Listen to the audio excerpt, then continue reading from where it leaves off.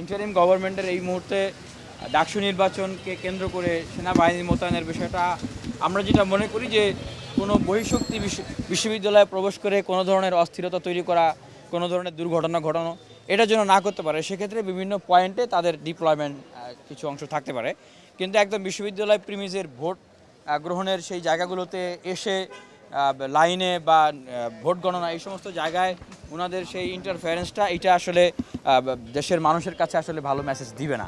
কারণ এটা তো জাতীয় নির্বাচন না, এটা হচ্ছে একটা বিশ্ববিদ্যালয়ের স্টুডেন্ট ইউনিয়ন। ঢাকা বিশ্ববিদ্যালয় একটা স্বায়ত্তশাসিত বিশ্ববিদ্যালয়, আর ঢাকা বিশ্ববিদ্যালয়ের শিক্ষার্থীরা বরাবরের মতোই কিন্তু তারা দেশের মানুষকে বিভিন্ন ক্রান্তি লগ্নে তারা পথ দেখিয়েছে, তারা শৃঙ্খলা দেখিয়েছে। তো এই গণতান্ত্রিক আমাদের এই ডাকসু নির্বাচনের মানে যে উদ্দেশ্য, বা আমি বলতে গেলে আমি নিজেও এটার জন্য আমরণ অনশন করেছি, ফাইট করেছি। এটার উদ্দেশ্যই হচ্ছে অভ্যুত্থান পরবর্তী সময়ে তরুণদের ভিতরে এই গণতান্ত্রিক মূল্যবোধের চর্চাকে আরও প্রসারিত করা, দেশের মানুষের কাছে এই গণতান্ত্রিক মূল্যবোধের চর্চাকে প্রসারিত করা। সেখানে যদি একদম পুরো মানে ডিপ্লয়মেন্ট ইন্টারফারেন্সটা অনেক বেশি হয়, তখন দেখা যাবে যে মানুষের কাছে এটা হিতার একটা বিপরীত মেসেজ যাবে।